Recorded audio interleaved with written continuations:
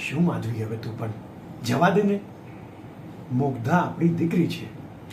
એ ગુસ્સામાં બે વાત આપણને સંભળાવે પણ ખરા, તેમાં શું જીવ બાળવાનો. ને તું ને હું જાણીએ છીએ ને એનો સ્વભાવ, જાણીએ છીએ ને.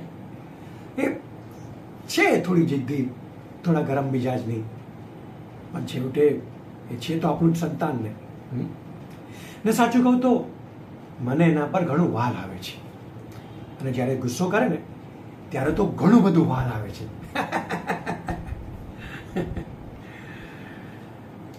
શું છે કે માધવી, એ એના કામમાં ઘણી જ હોશિયાર છે. આટલી નાની ઉંમરમાં એ આપણા બિઝનેસની બધી જ આંટીઘૂંટીઓ ગળીને પી ગઈ છે. એ બધું જ સરસ રીતે સાચવી લે છે. મને એના પર ગર્વ છે કે એ મારી દીકરી છે. ને સાચું કહું તો મને એના પર ક્યારેય ગુસ્સો નથી આવતો. હા ભાઈ હા, ગુસ્સા થવાનું મારા સ્વભાવમાં નથી, એ વાત બરાબર, પણ એવું નથી કે હું ક્યારેય ગુસ્સો નથી કરતો.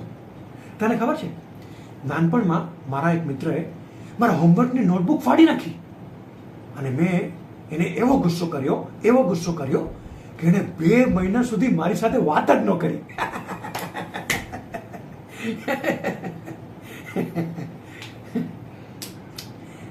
વર્ષો વીતી ગયા વાતને, અને આ પણ સાચું છે કે ત્યાર પછી જ મેં ગુસ્સા કરવાનું છોડી દીધું. માધવી, હવે જવા દે ને.